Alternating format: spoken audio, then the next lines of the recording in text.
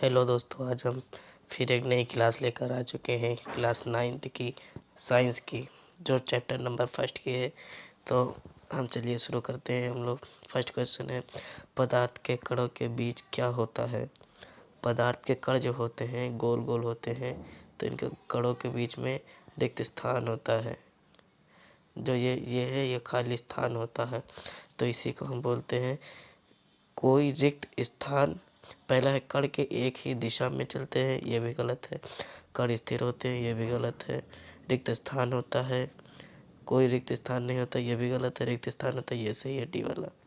चलिए दूसरे पर बता रहा है, गर्म खाने की गंध कई मीटर दूर से ही आपके पास पहुंच जाती है, इसका कारण क्या है।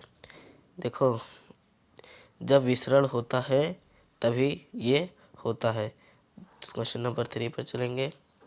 बता रहा है क्वेश्चन नंबर 3 की वो किस अवस्था है जिसमें आकर्षण बल सबसे अधिक होता है। आकर्षण बल मतलब सबसे ज़्यादा खिंचाव, सबसे ज़्यादा पास पास कौन कण रहते हैं। तो सबसे ज़्यादा पास पास ऐसे ये जो है हमारे ठोस के कण रहते हैं, ये ठोस के कण रहते हैं।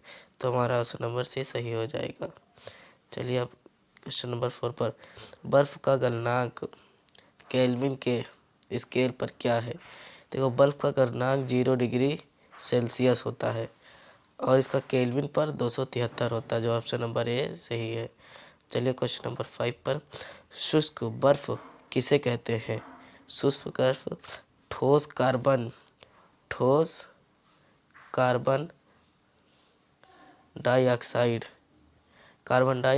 को कहते हैं। तो हमारा ऑप्शन नंबर डी सही हो जाएगा। फिर आज चलते हैं अगले क्वेश्चन की ओर।